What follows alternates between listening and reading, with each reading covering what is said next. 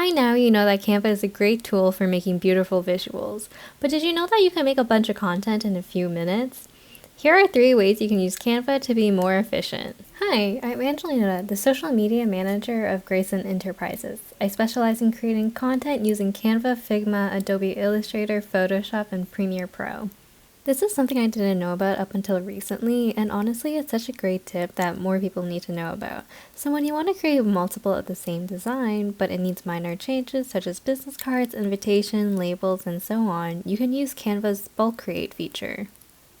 When you're using the bulk create feature for the first time, you're going to find it under apps, and it's going to be this green plus sign. So once you've opened this, it'll show up in the panel on the left side. There are 2 ways to go about using the bulk create feature. You can either do it manually or you can upload a CSV file. I'll show you how to do it both ways. So starting with doing it manually, when you click that, you're going to see that it looks kind of like an Excel spreadsheet. So you can add your columns, so you can do text. So I'm going to add in for mine, and you can also add in images. You're going to fill in information based on however much that you need, or maybe how little. And this will be based on your template. So in my template, the only things that I need to change are the name and the role. And then once you've entered everything, you're just going to hit done. And then you'll see it's going to open up this different panel on the left side. So basically any elements on your template, so say my name, we're going to connect data and click name. Same with the other one. You're going to connect the data and click role. So this is what you're going to do for any of your elements on your template.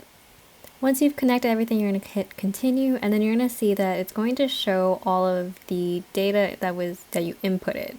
So you can either select all or only select specific ones, and once you've done that, you're going to generate the pages. And it'll open up a new Canva file, and it's going to show the new pages generated with the new information.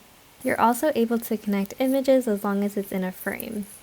So the other way to do this is to do this in a CSV format.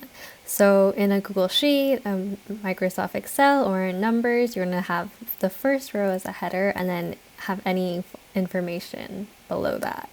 And when you save it, you want to save it as a comma separated values or a CSV file. So you're going to upload that CSV file, and then you're going to see that Canva knows what the headers are and the information below it.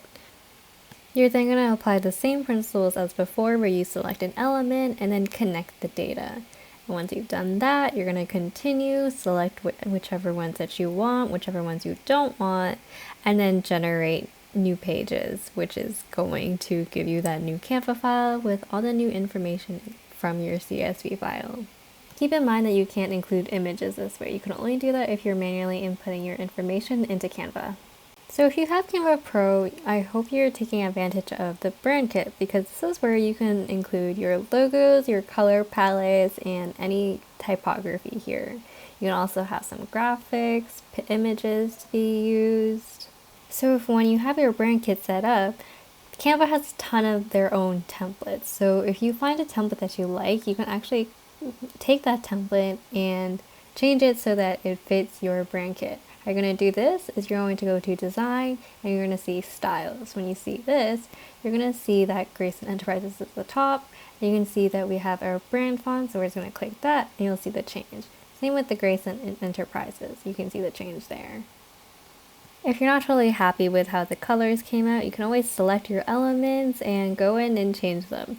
When you change the color of anything, you're going to see that your brand kit is already going to be shown there, so you can easily access it.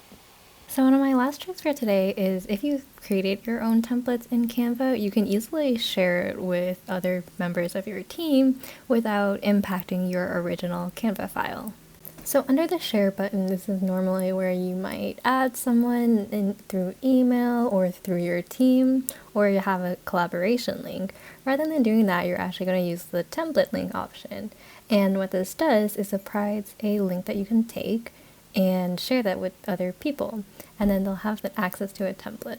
So you can see now that you can see a preview of the template. So you're just going to go to use template, and you can see now that the file name is called copy of my file name. And when I edit that file, it doesn't impact my original file at all because it's a copy. Now what's also great is in your original file, if you make any changes to that, it'll also change in the link. So obviously if they've already made a copy, it's not going to make any changes to that. But when someone else reopens it, any changes you make to your original file, those changes will also now appear, so you don't have to keep sending a new link every single time. Thanks for tuning in, and I hope these hacks help you be more efficient in your Canva game. If you liked any of these hacks, let us know down below in the comments which one you think you're going to be using the most. Best of luck designing!